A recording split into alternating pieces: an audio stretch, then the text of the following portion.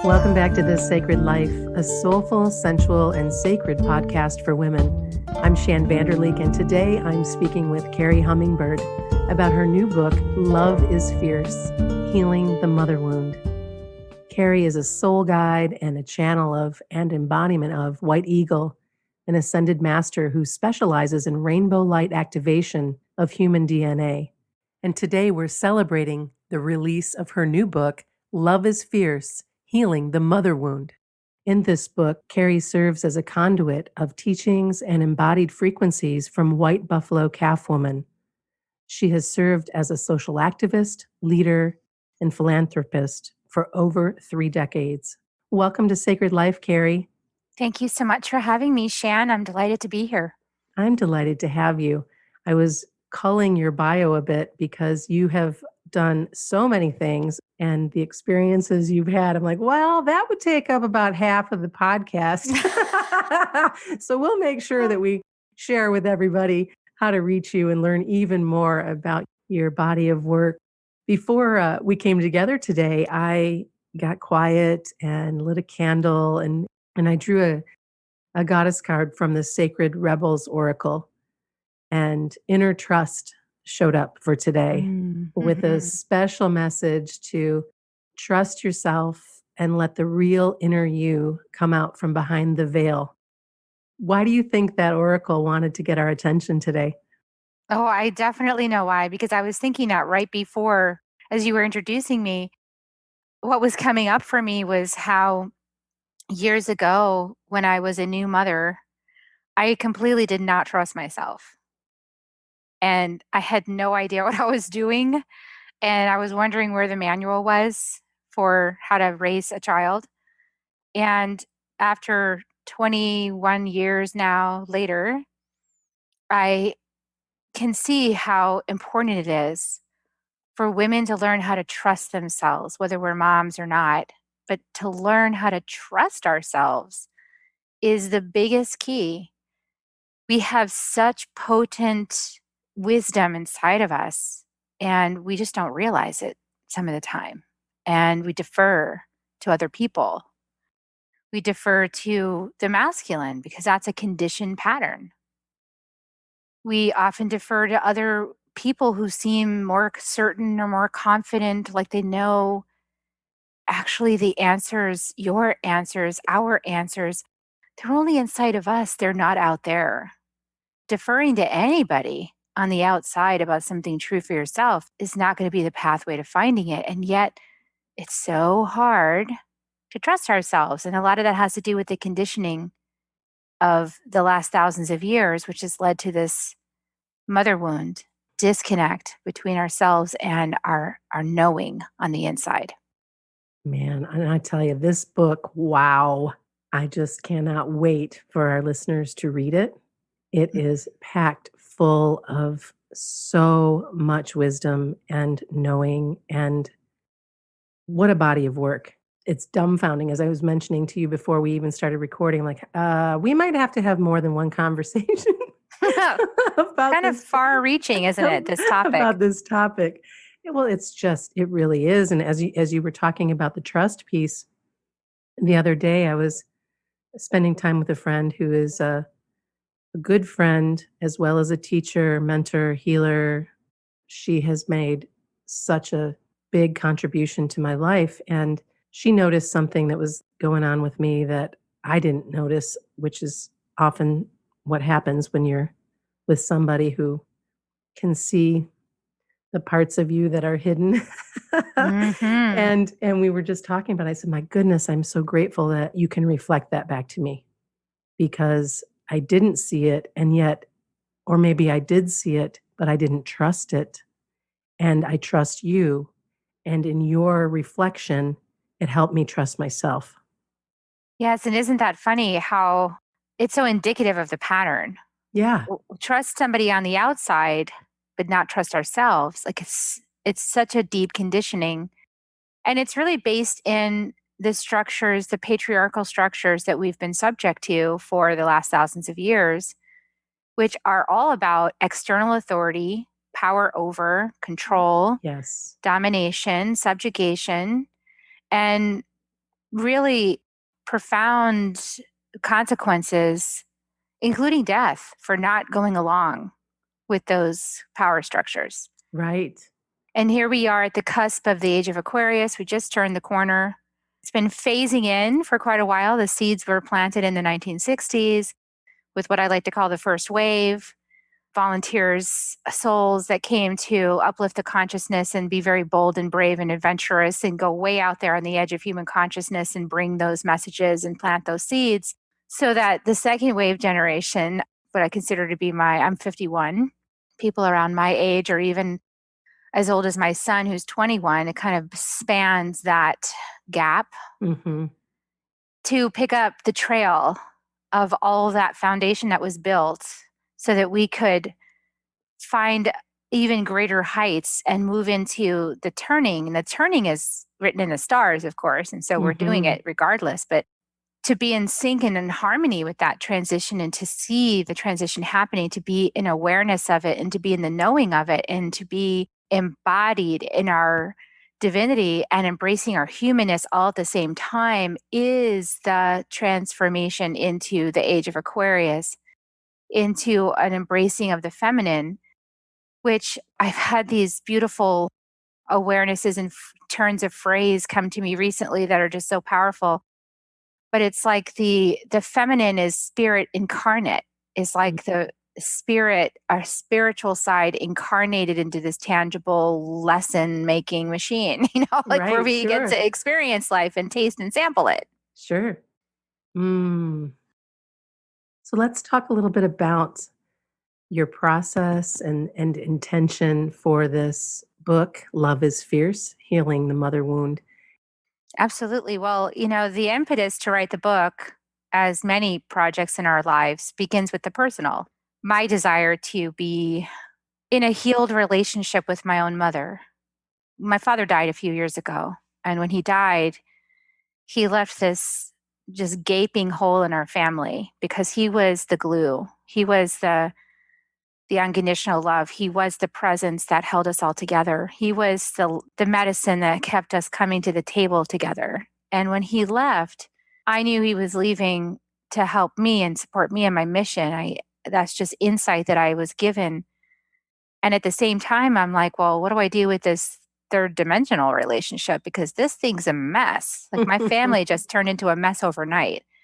And it really showed me so much about myself and about the tension between my mother and I that had been there my whole life, about misunderstandings of each other, about just the feminine dynamic that creates all of this tension and this misunderstanding and this almost sense of competition or threat. It's like between a mother and a daughter, just so in the way of love, seemingly in the way of. And as I began to dedicate myself, because on my dad's deathbed, I said, well, I promised to love my mother unconditionally. And as soon as the words escaped my lips, I thought, oh boy, you're really in for it now. Like you just made a death promise. Okay. Like, Yeah, shoot, there's no right. backing off of that. And believe me, I tried to back off several times. I was like, well, Dad, I guess I failed. I'm so sorry. It's just ain't happening. The dynamics that happened showed me very clearly the patterns that run through the collective that Yeah, of are under the surface all the time. As I became aware of this, so my journey to heal it was really personal. I course. wanted a relationship with my mom, Yeah. that wasn't fraught with fear and tension. In your book, you talk about how the wound is formed, being really mindful of the stories we weave, alignment with the Divine Mother, and so much more. And you also have a chapter that's titled The Wound is Your Wisdom. Those were the areas that stood out for me that was hoping you would kind of flow through and address. I thought it was a problem that my mom was the way she was. I thought it shouldn't be so. It Mm, should not be so that she treats me this way. It should not be so that she has been the way she is. That resistance, that frustration, that anger, that resentment, that judgment, actually, from myself towards my mom is exactly what needed healing. It took a while to get there because we get involved in our own victim consciousness, and I Sure. was heavily immersed in mine. I had the poor me down like Pat, really good with poor me. And it took my dad dying for me to really see how I had this poor me consciousness combined with a sense of complete entitlement for how I should be treated. It was like incompatible. It's like, well, are you an entitled princess or are you a poor me pauper? Which one are you? Are you grateful for what you have? Is gratitude anywhere in there? you know, Yes. is it anywhere in there? For me, no, it wasn't. With my dad, yes, absolutely. So grateful for my dad. But my mom, could I find an ounce of gratitude? Hardly any. This is really where I had to do my inner work, and the whole thing was projected out. Of course, she was complying quite well at the soul level to give me all of the examples of, well, see, she's doing this, and see, she's doing that, and look at this. This is horrible. What mother does that? And so I could really play my poor me story because Yeah. she was acting out. She was fulfilling it. At the same time, I knew I was called to purpose. I knew I was called to purpose to be a strong woman, a role model of what a strong woman looks like. All these years I've been in service and I've been out there trying to empower women and like being a message and a light and shining my own light and Hmm. claiming as much as I can, as a beneficial impact in the world. And I was blocked. I was so blocked from what I thought should be happening. How come it's not happening? Yeah. Why can't I get there? How come nobody's listening? So wrapped up in the external approval. Yes. Oh my gosh, I can so identify. We're not talking about fathers right now, but I can almost just flip your story and just paste it right onto my father experience, my father relationship before he passed. So in listening to you, I'm like, yep, yes, yes. Yes, yes, yes. And now on the other side, I have a much better relationship with him now than I ever have. I won't take us down that path for this conversation, but the healing and the working with the story and healing that wound to the best of my ability through all of those things, through the victim piece, through the should have, would have, all of the stories, to be here now in this space about all of it is such a gift. I feel so grateful. I think that I'm like many people, did not realize that the stories that were in my brain and the stories that were coming out of my mouth were actually creating my reality. Right. I did not know that. Right. Right. And even though it was clear it was happening, 20 years on a couch every week with my poor me firmly in hand, just bad mouthing anybody in my life that made me feel bad, right? As an excuse Mm. for why I was feeling the way I was feeling. And I did approach some of my own judgment in those it's not like I was completely, unaware, but I did not know that I was creating more and more and more and more of the same by sitting Mhm. on that couch and talking about it week after week. And near the end, I think like the last 8 years of that cycle, I had this therapist that all she did was sit there and take notes. She sat there and just took notes on everything I was saying and the tiny little writing across the page as I'm pouring my heart out. And you're just taking notes. And I still didn't get it. Yeah. And my life was just tanking, really tanking. And I was acting out. And I was blaming everybody but me. I was like, well, I'm the victim here. And then anybody who would support my victim story was my rescuer. Sure. And anybody that would try to hold me accountable was my perpetrator. And so I got in myself in a vicious cycle till I got down to the bottom of the barrel and I was like, well, I just don't want to be here. I don't like this thing called life. This thing is terrible. I don't want this. Mm. But I had two small children. And so something in my heart wouldn't let me leave with thank goodness for my children and poor them for having to like take care of me until could grow up. This is really the state. As I look back on it now, I see I was so immersed and so struggling with the jail of the patriarchy built for women. Oh, yeah. And even though, in a conscious sense, we could look around and we could objectively say, well, you can get a job, you can work, you can buy your own house, you can do all these things. The jail was in my mind. Mhm. The patterns were in my mind. I had to break free. And the relationship I picked was another one of those perfect relationships, like letting basically letting me be the victim. And then, he was also the victims. We were both victims. I don't know if anybody ever experienced that in a relationship where you're both victims and the other person is always the perpetrator. It's like, wow, how could we both be victims? Woo, but a lot of Mm-hmm. society is that way right now. And so Yeah. somebody has to claim sovereignty. Right. And claiming sovereignty is a fierce journey. It is painful.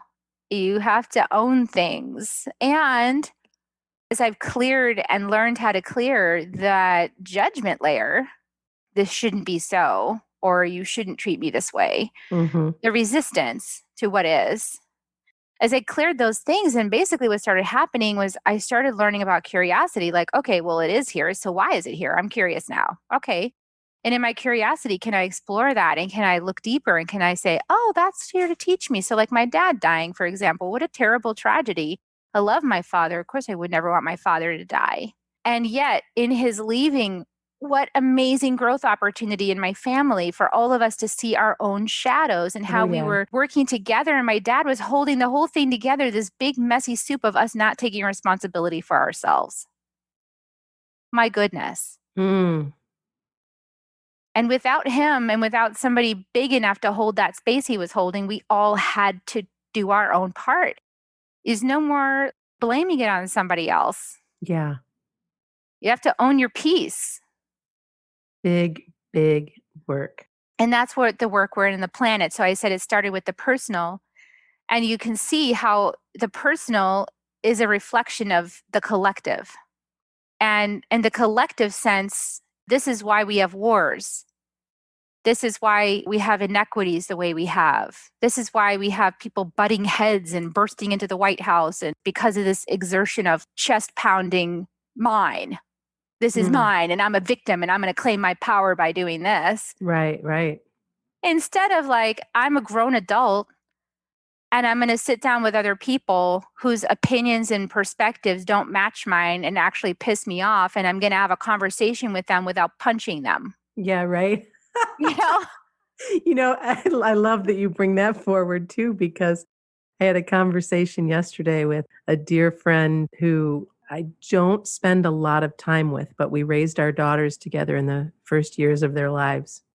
And we are very, very different women. At the time, we were very similar women. And I have done a lot of work since then. My daughter is almost the same age as I think your son is 21. Yes. We just took different paths in many, many ways.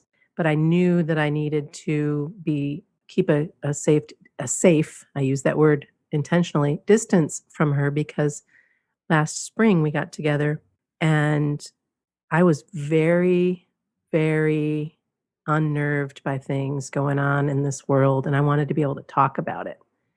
And the feedback that I got was, "Why are you being so emotional? It is what it is, or it's just politics, or it's just, that kind of thing. Just kind of like, let's glaze right over that, and now I'm going to gaslight you." And I almost just got up and left.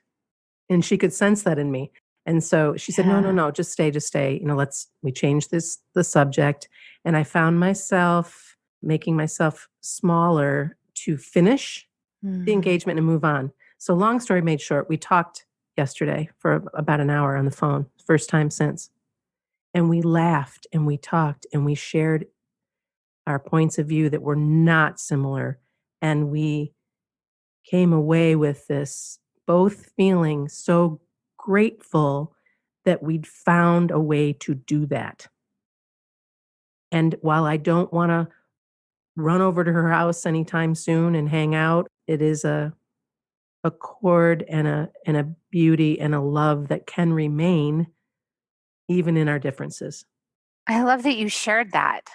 It's really what a beautiful example of the possibility for each of us to learn how to be so centered and so okay, just so held, so supported on the inside, so okay that we can allow other people to have their points of view and their perspectives and not feel threatened by it.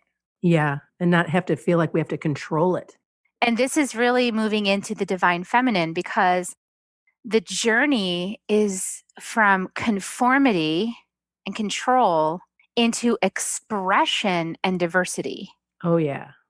And this is moving into the truth, the real truth, that each of us is an innate design. And this came out in the book, The Second Wave. White Eagle shared this metaphor. I asked, "You want me to go out and tell people that they can talk to each other in love and and we can all come to just love each other and accept each other?" And I said, "But that's not how it is in the world." And they're going to look at me cross-eyed, like I've lost my mind. How can I share that message? I heard this, "Look at your thumbs." I said, "Okay, I see my thumbs. Aren't those unique thumbprints?" "Why, yes." He said, "So that's the clue. The divine always gives you a blatantly obvious clue right on your body. You have a unique thumbprint. So you're in this unique thumbprint suit.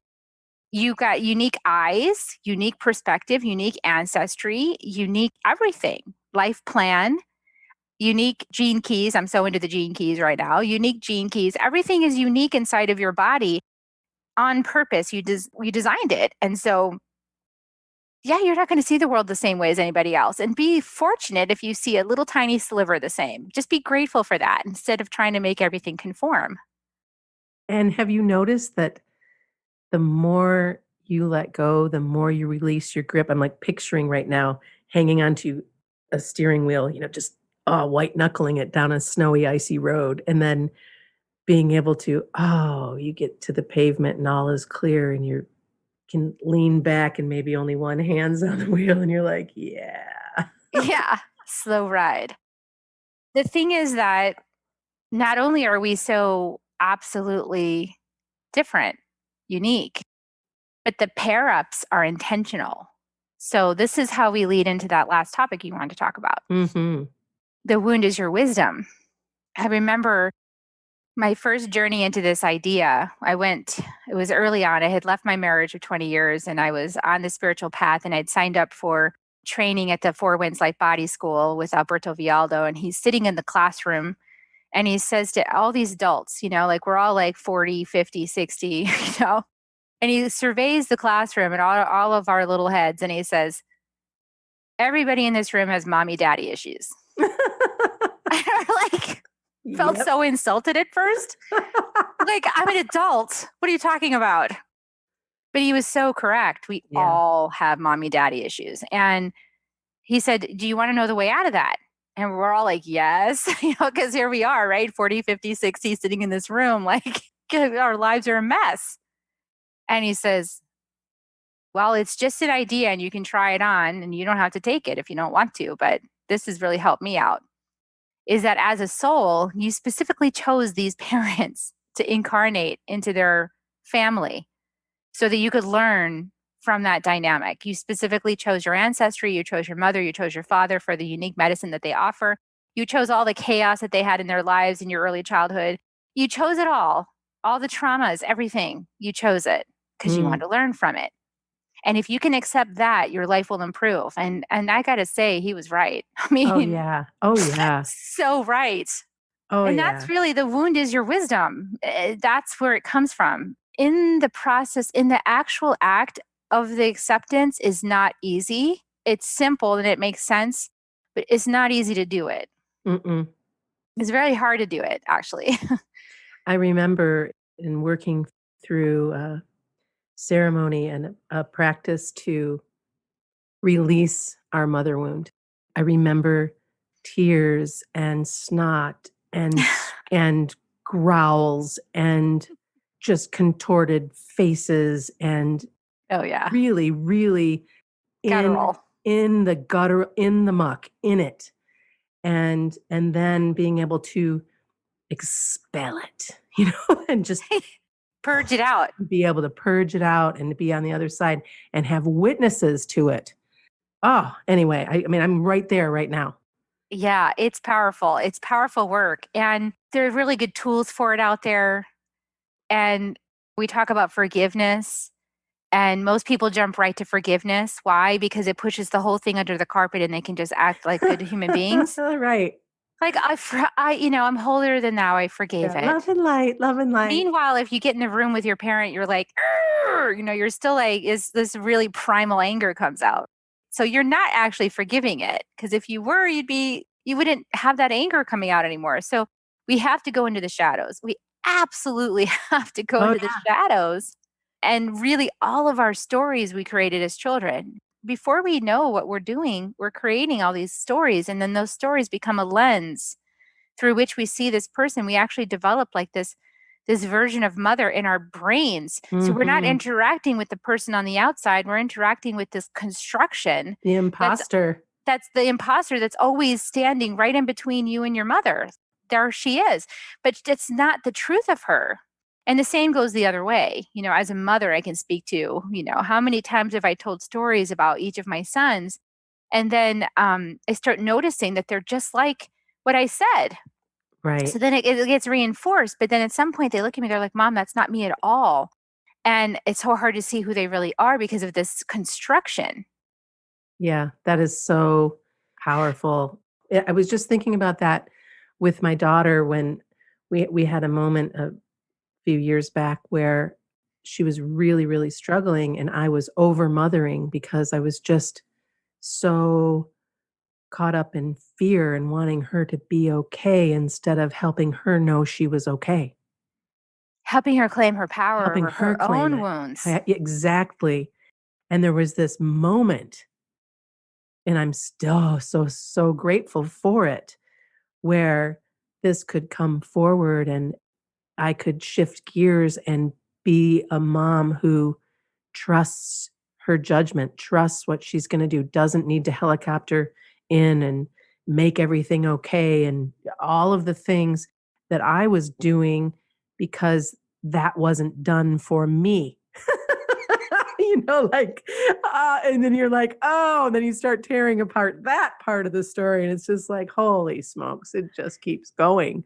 Well, Oh yeah, and like all the things that, especially if you're on a spiritual path and you're a mom, and your spiritual dark night of the soul happens sometime when your children were growing up, then there can be the guilt. Oh, yeah. Oh, I was going through such a rough time. I wasn't present. I was totally inward focused, or whatever addictions you had that expressed themselves, and then you could feel guilty for that. And so then we go back to the same story. I bring myself back and my clients back to the story that Alberto said. And I said, listen, if it's true for you that you chose your parents and you chose all the stuff that they went through in order to experience it, then it's also true for your children. They also chose this. This Yeah. was one of the hardest lessons when writing this book because there was so much going on in my life when I was writing this book. My son's 20, older son's 21, so he was expressing his independence and manhood and acting out from that space, and my mom was acting out from her space of hurt, and all of the things that she felt were wrong and the way I acted and behaved over the last several years, and my dad missing and all of this. And I'm the one, I'm like the monkey in the middle, getting it from both sides, going, why me? My Yeah, poor yeah. me is like right up at the surface. And Sure. all of this was such prime lessons. And I remember at one point working on an issue with my son and White Buffalo Calf Women. I went into ceremony and she came to me and she said, Kerry, your lessons are not your son's lessons, and your son's lessons are not your Not your lessons. lessons. Trust the process. Yeah. Let me do the work. Let Divine Mother do the work. Let go. And I don't have to fix it. Yes. I don't have to fix it. And this is such another powerful message, right? We've been trained to fix it for everybody, Right. but Make we it smooth, can't. pave the path, smooth it out. We can't fix it. It's not fixable by us anyway. Right. And there's Right. really nothing to fix. And I think that that's where I've gotten to with my mom. I had this, I've been doing this work, and of course, I knew I was publishing the book soon, and I had this really long runway to publish the book. I was guided, the book was finished, and it was off to the reviewers' hands, and I had about, basically 5 months before it actually goes live, and I was like, why is there such a long lead time? This is ridiculous. I'm not going through a publisher, I could just Sure. push the button. But I was told, no, no, no, and there's a specific date. Just hold the course. Well, and as I was doing this, I realized it was to give me time to adjust. It was like, okay, I'm going to put this book out. I need to be okay with the state of my messy family, that it's not all fixed. Right. And then I'm putting this book out and I don't look like the cherry pie version of mom. Oh, And thank goodness. perfect family, that my family is a freaking mess right now. I mean, my son he's 21, he's on his journey, and we all know what that looks like.